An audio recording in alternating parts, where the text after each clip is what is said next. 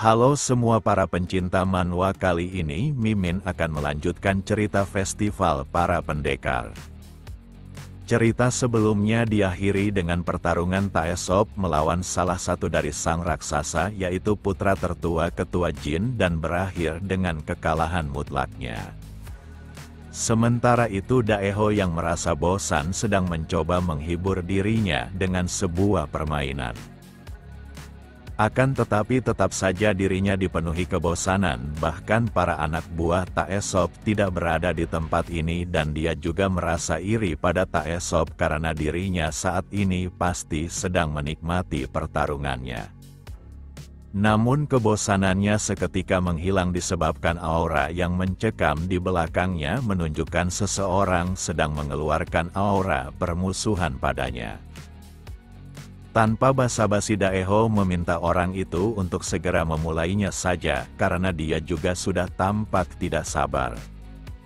Walau Daeho tidak mengetahui pasti siapa sosok di belakangnya, tapi dia pastinya bukanlah orang-orang Taesop dan aura permusuhan ini menunjukkan dia sosok yang dipilih oleh organisasi Taejin sebagai lawannya di babak kedua ini.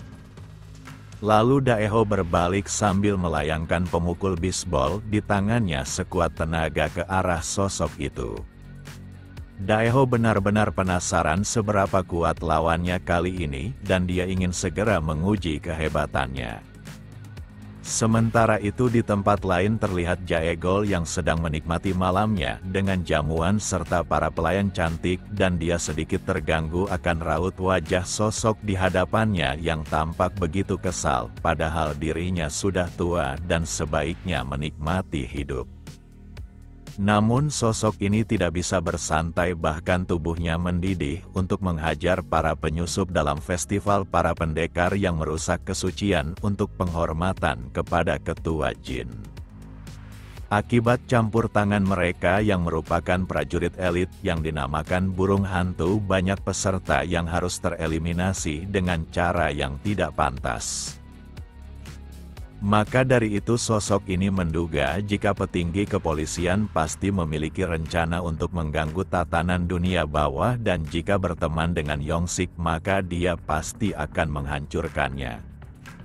Walau adanya gangguan, tapi Jaegol tidak ingin terlalu memikirkannya lagian, semuanya sudah diatasi, dan jika ada pengganggu lagi maka mereka akan membersihkannya kembali secepat mungkin, tak seperti sebelumnya.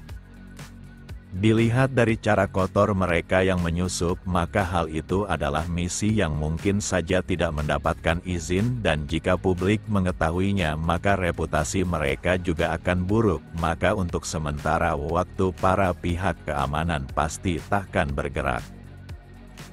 Lagian pada babak kedua ini dirinya sendiri yang akan mengawasinya, dan kecerobohan pada babak pertama takkan terulang kembali. Tapi alasan Jaegol mengajaknya bertemu bukan untuk membicarakan hal ini, melainkan ingin tahu apa dia memiliki bawahan yang disukainya. Bagi sosok ini dirinya tidak pernah memikirkan hal itu, karena generasi sekarang cuma terlihat bagus dari luar tapi karakter mereka sangat kurang. Walau orang-orang yang bergantung dalam organisasi Taejin adalah orang terkuat di asalnya maupun kelompoknya, tapi mereka masih bocah ingusan. Baginya hal itu juga berlaku pada para kandidat dalam festival pendekar ini, dan dunia yang damai seperti sekarang ini membuat mereka tidak bertarung siang dan malam. Mungkin festival para pendekar ini dapat dikatakan pertarungan yang adil, tapi kenyataannya ini adalah soal dihabisi maupun bertahan, dan sekuat apapun mereka saat menghadapi kematian maka rasa takut pasti menguasai jiwanya, dan orang-orang yang bisa mengatasi hal itu di generasi ini hanyalah para raksasa. Akan tetapi jika dia ingin memilih seseorang selain para raksasa maka orang itu adalah sosok yang dilatihnya sendiri. Sosok itu kini menjadi lawan Daeho di babak kedua ini, dan pertarungan ini pasti akan sangat menarik.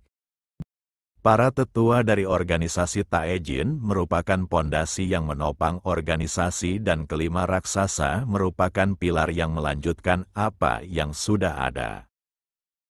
Salah satu dari pasukan khusus terkenal dalam organisasi Taejin disebut sebagai tameng yang melindungi organisasi dari kekuatan serta invasi luar.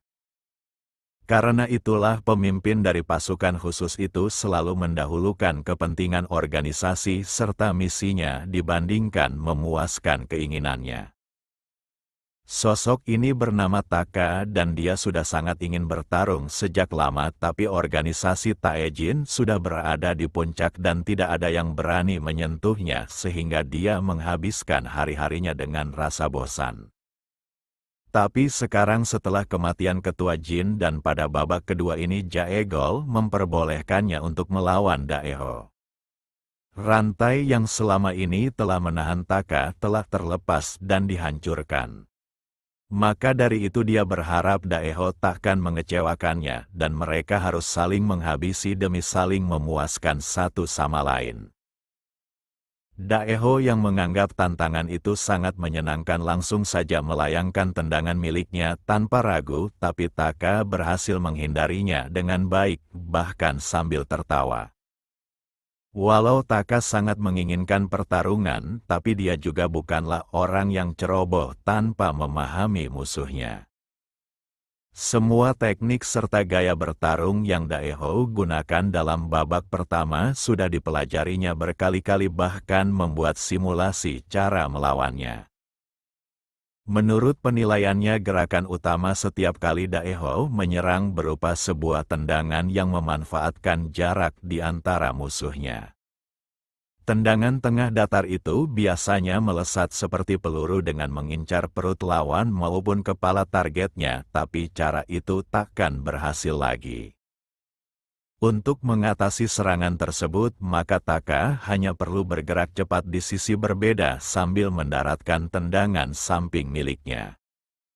Meski cukup telak, tapi dia yakin Daeho takkan tumbang begitu saja karena tubuhnya sudah seperti manusia super. Lalu fakta berikutnya adalah Daeho yang selalu menggunakan apa saja di sekelilingnya untuk mengganggu keseimbangan serta fokus lawannya seperti saat ini di mana dia melemparkan benda di tangannya. Setelah melakukan hal itu, maka dia akan segera menutup jaraknya dengan mulai mendekat ke area musuhnya untuk sebuah pertarungan jarak dekat.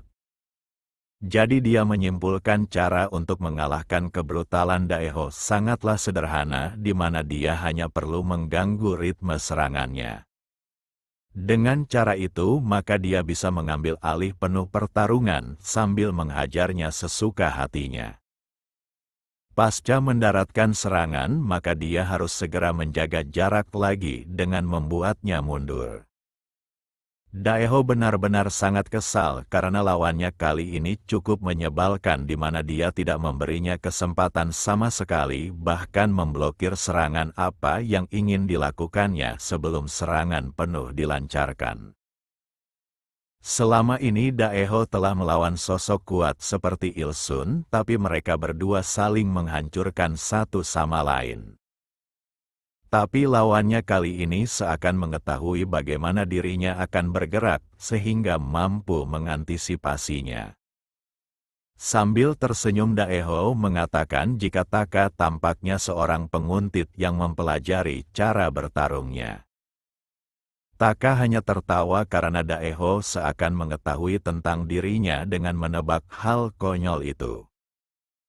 Meski begitu Taka sangat mengetahui apa yang dilawannya dan malam ini akan menjadi akhir dari Daeho. Kemudian Daeho tidak terburu-buru seperti sebelumnya dengan mencoba melihat pergerakan lawannya. Saat dia yakin serangan selanjutnya berupa tendangan pada betis, maka dia berusaha mengatasinya, tapi siapa sangka hal itu hanyalah sebuah tipuan.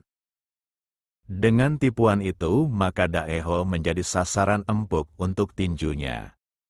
Meski begitu Daeho takkan tumbang dan dia pasti akan mengalahkan serangga licik di depannya.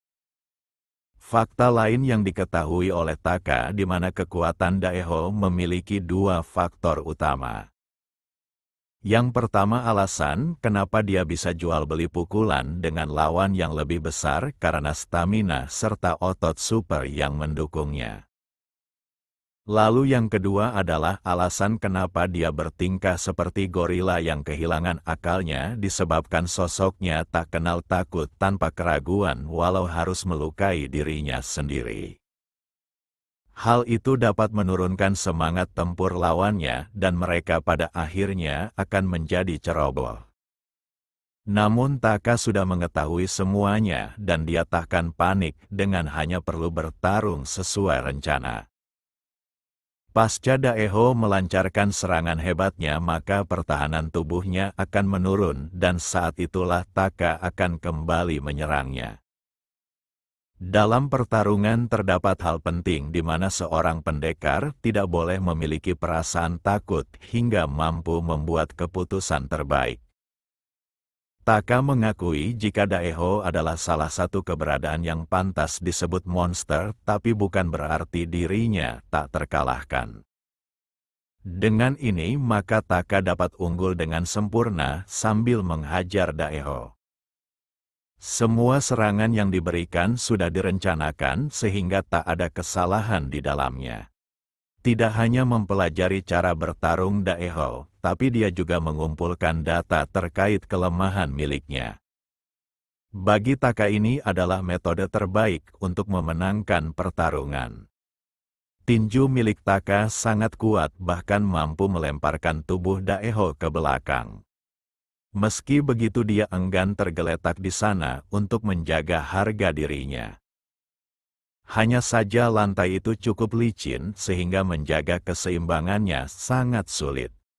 Di saat itulah Taka datang menghajarnya kembali tanpa ampun. Daeho benar-benar tak berdaya akan cara bertarung musuhnya yang tidak memberinya waktu berpikir. Tapi Daeho harus memukul targetnya setidaknya sekali saja lalu mengalahkannya, tapi ada sesuatu yang salah pada kakinya. Alasan kenapa Daeho yang beratnya tidak mencapai 100 kilo dapat menghasilkan kekuatan yang melebihi tubuhnya bersumber dari tumpuan kaki miliknya.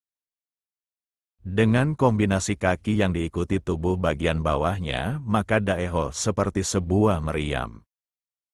Tapi sekarang pandangan Daeho sangat buruk dengan hingga dia sulit menjaga keseimbangannya. Walau seperti itu Daeho tetap memaksa pertarungannya dengan tetap melayangkan tinjunya, tapi kenyataan tinju itu bahkan tidak bisa mencapai setengah dari kekuatan aslinya. Yang benar saja adu kekuatan itu membuat tulang jari-jarinya hancur. Walau berada dalam kondisi yang tidak diuntungkan tapi Daeho tetap mengamuk. Dia takkan peduli pada rencana dan hanya perlu terus menyerang sampai musuhnya kalah. Kemudian Daeho mendapatkan sebuah serangan yang seakan telah menghabisinya. Namun keputusan itu membuatnya dalam masalah karena Taka malah menghunuskan pedangnya. Dia juga telah gagal memotong kepala Daeho disebabkan refleksnya untuk tetap hidup. Taka menegaskan jika tempat ini adalah festival pendekar dan pada babak kedua semua cara serta senjata diizinkan. Dia juga memahami jika Daeho pastinya sangat bangga atas pujian yang diberikan kepadanya. Bahkan dia bertingkah layaknya seorang MC dalam komik, tapi kenyataannya dia memasuki tempat untuk menggali kuburannya sendiri. Kali ini Taka takkan bersantai lagi dan dia benar-benar akan menghabisinya. Baginya Daeho sudah tidak memiliki sesuatu yang menarik lagi dan barang yang sudah rusak harus disingkirkan.